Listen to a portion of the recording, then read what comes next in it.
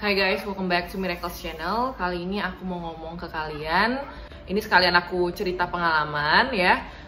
Pada saat SBMPTN itu kan masih ada Saintek dan TPA zaman aku, beda sama zaman kalian. Di Saintek aku cuman bisa ngerjain around 25 soal kalau nggak salah, 25 soal dari totalnya 60 soal. 25 atau 23 aku lupa, pokoknya sekitar segitu, nggak nyampe lebih dari 25. Dan nggak semua soal aku jawab, bener-bener aku cari dan aku yakin jawabannya. Jadi 25 soal itu masih ada yang salah, oke? And then itu kan di pagi hari itu Saintek, kemudian siangnya itu TPA, Tingkat Dasar, Bahasa Inggris dan Bahasa Indonesia. Nah, di sini dari jumlah soal 90, aku berhasil mengerjakan 77 soal. Intinya, soal-soal TPA yang membantu menaikkan skor aku dibanding pas aku ngerjain soal Saintek. Di video aku yang tips masuk UI, aku bilang di situ aku belajar cuman 3 minggu. Ya, 3 minggu dengan syarat aku tahu konsep-konsepnya, aku paham betul konsepnya apa, sehingga ketemu soal, aku nggak bingung lagi. Ini berlaku untuk pertanyaan kalian yang Kak, aku juga lebih gampang belajar dari soal dulu Kak, tapi kenapa ya Kak? Pas aku lihat soal, aku nggak ngerti banget Kak, jadi nggak bisa ngerjain sama sekali. Padahal kan aku kalau misalkan baca materi kan ngabisin waktu Kak, gitu kan. Gini, cara aku ketemu soal dulu, ya. Kalau aku bisa, aku kerjakan, terus dapat jawabannya sesuai dengan pembahasan, wow bagus. Tapi kalau nggak bisa, ya aku lihat pembahasan. Kalaupun lihat pembahasan tetap nggak ngerti, berarti kamu itu belum paham konsepnya secara menyeluruh gitu. Jadi yang harus kalian lakukan apa? Cari dulu konsep dasarnya kayak gimana. Jangan males cari, sekarang resource sudah banyak banget di internet. Apalagi di dalam masa pandemi COVID-19, kita kan punya banyak waktu yang dihabiskan di rumah ya. Jadi misalkan kalau kalian lagi ngerjain soal eksponen, lihat pembahasannya gak ngerti gitu, ya cari di YouTube konsep dasar eksponen ya. Kalau kalian udah paham konsep dasarnya, mau bentuk soalnya kayak gimana, kalian pasti udah punya pegangan. At least udah ngerti lah di soal ini, oh berarti disuruhnya kayak gini gitu. Pasti lebih bisa ngerjain.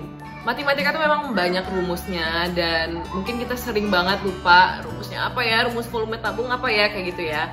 Nah, maka dari itu selain paham konsep, hal kedua yang paling mendasar adalah rajin-rajin ngerjain soal. Kalau kalian terlatih, sering ketemu soal, pasti bakal nempel itu konsep ya. Nempel tuh rumusnya di kepala kalian. Ala bisa karena biasa guys. Gak bisa kalian lahir bayi tiba-tiba lari, itu nggak bisa, harus latihan dari merangkak jalan dan kemudian baru bisa lari. Kemudian ada juga yang tanya ke aku, Kak, kenapa sih nggak ikut bimbel tapi bisa pinter? Terus banyak juga komen-komen yang kayak Miracle .2 gampang, otakku gampang dari mana gitu kan. Sebenarnya aku nganggapnya jadi miris gitu loh, bukannya lucu, tapi jadi kayak guys, di sini aku mau bantu kalian. Tapi dari kaliannya juga harus aktif, harus mau belajar, punya kemauan belajar yang tinggi. Makanya aku selalu bilang bahwa belajar itu menyenangkan.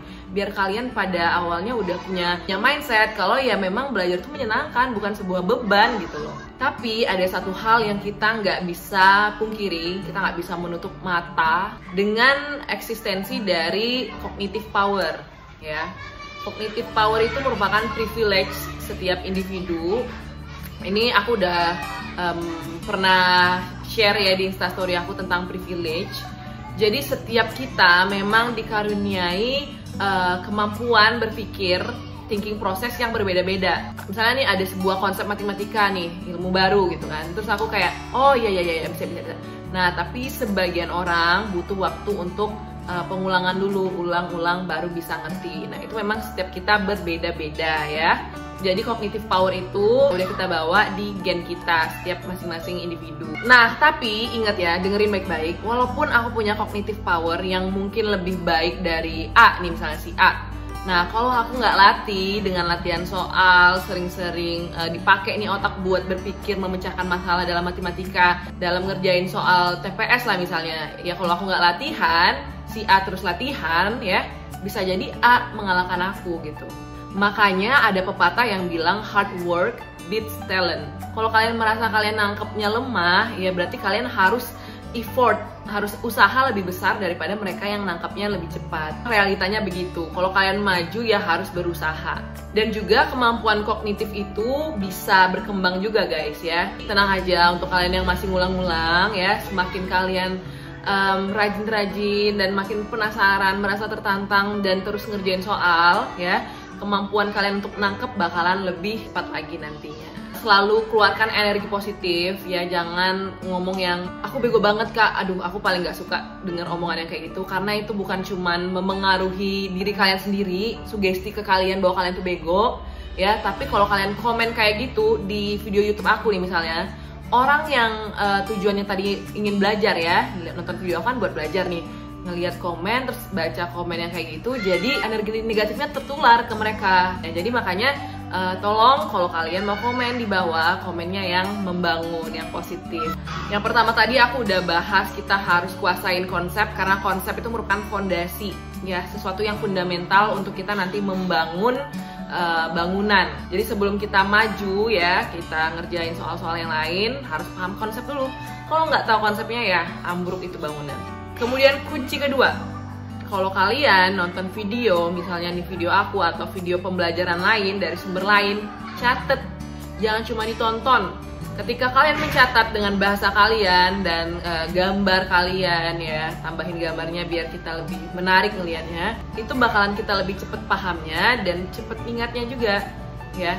Jadi ketika kalian menulis itu secara tidak langsung tuh kalian ngasih tahu ke otak kalian, oh ini loh gitu. Kemudian kunci yang ketiga, ini masih bicara tentang catatan. Kelompokkan catatan kalian berdasarkan materi yang sama. Ya, pengalaman aku belajar SBMPTN 3 minggu itu, aku punya satu buku, satu notes gitu kan, punya daftar isinya. Aku masih inget banget, aku bikin sendiri pakai pulpen lah ya, tulis sendiri gitu daftar isi. Misalkan halaman 1 eksponen, halaman 3 peluang. Jadi aku itu buat satu lembar, ataupun kalian bisa lebih ya, lebih dari 2 lembar atau lebih ya, misalkan tentang eksponen nih, materi pertama. Kalian awalnya tulis dulu konsep-konsepnya gimana, rumus-rumusnya apa, kemudian di bawahnya contoh soal. Jadi ketika kalian nonton video aku part selanjutnya dan ada soal eksponen, kalian masukin ke halaman 1 tadi itu. Jadi setiap soal eksponen kalian kelompokin di satu tempat biar nggak bingung nanti. Kalau misalkan kalian ketemu soal eksponen, aduh ini soal yang mana? Nah gitu, jadi lebih gampang untuk mencarinya ketika kalian mengelompokkan berdasarkan materi. Dan kalau bisa ya tulis di daftar isi kayak aku. Kalian boleh ikutin caraku.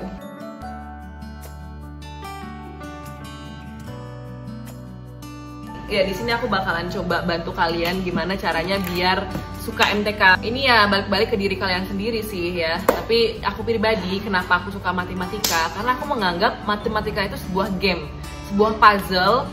Di dunia ini ada rumus matematika gitu loh ya.